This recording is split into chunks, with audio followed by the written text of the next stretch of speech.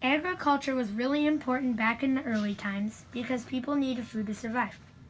Today, most of us buy the food that we eat, but in the early days of Fall Creek, there were no grocery stores. The grocery stores were also too far away to travel. Agriculture has changed drastically over many years due to better technology and the urge to make life easier. Though agriculture has changed a lot over time, it has been really important through time.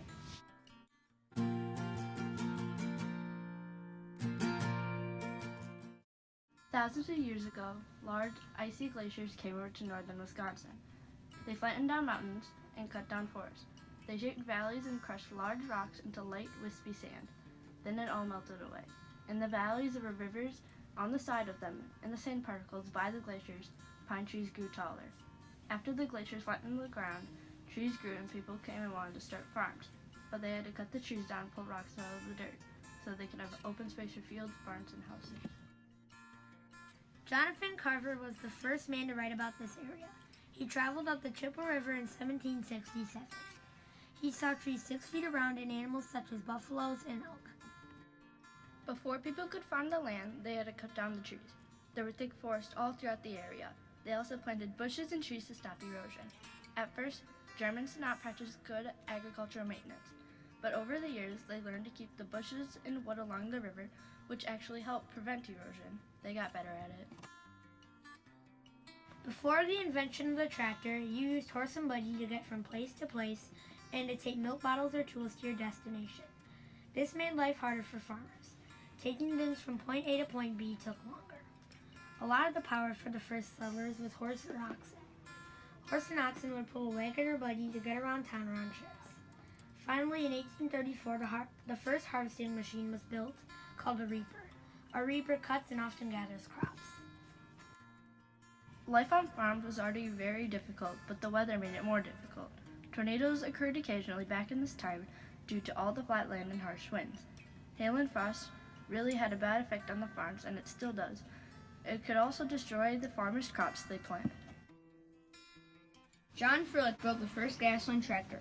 It was built near 1892 in Clayton County, Iowa. The tractor was a Van Dusen single-cylinder gasoline engine. It was put on a Robinson engine chassis, which could be controlled by Froelich's gearbox. From here on out, tractors would be produced all over the world. As time went on, tractors became more common and powerful. Then came the 1900s, and tractors became the #1 tool for farmers. Thanks to technology, farming is much easier. While farming has become much more efficient, natural disasters could still create big problems for farmers. But the grasshopper outbreak in the 1900s was way worse. During the grasshopper outbreak, there was a black sky, and the grasshoppers ate everything in their path, till some people made a chemical called DDT. DDT is a compound insecticide, which is what killed the grasshoppers. Middle era farming land is 80 acres for $40,000, and $500 sometimes per acre. Sometimes people that want to be farmers are given land by the government. Farmland is very important to people, but food was way more important. They needed it to survive, and prices for food were very small amounts. They were small to us, but big amounts back then. A bread loaf is 6 cents, a dozen eggs is 17 to 35 cents, dairy butter is 22 to 28 cents, and a hay bale is $8 to $10. Jim Tum grew up on a farm just outside of Fall Creek in the town of Ludington. We talked with him to find out what farming was like during the 1950s, 60s, and 70s. What do you think? I'm different than you guys? I hated chores. I guess I had a little lamb that I used to feed with a bottle when I was real young.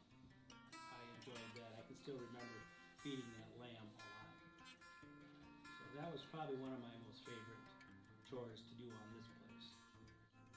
Reapers and grain binders have been largely replaced by combines in farming, but some small farms or Amish still use them. Transporting crops to markets became easier in the modern time. They used railroads and train, then a station that shipped them out along with the train. Now it is easy to transport crops because we have big grain trucks. Manufactured farms are making family farms go out of business. Now the government has huge dairy farms, and family farms are switching to beef cattle. Some people say that small farms' milk tastes better. To find out more about what farming was like in the 21st century, we interviewed Allison Deutsch, who operated a small dairy farm and pig farm just east of Osseo. We like everything about farming.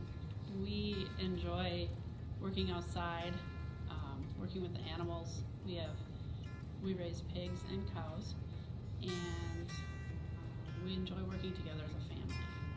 So that's probably the most important thing. While agriculture continues to change, it will always be an important industry.